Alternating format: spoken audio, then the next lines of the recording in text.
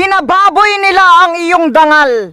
Porki ba ang anak mo ang nahulihan ng iligal, yung chip ay iyong ipapatanggal.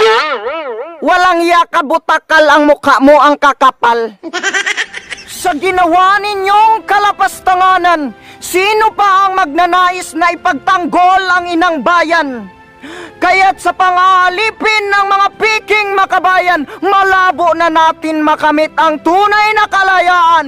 Kung baga sa prutas, nabubulok na kaya pipitasin na lang. Ang mga tunay na lingkod ay kanilang hinahamak. Kaya ang sabi ko, mas mabuti nang putulin ang sanga, wag lang ang ugat kung ayaw nating bumagsak.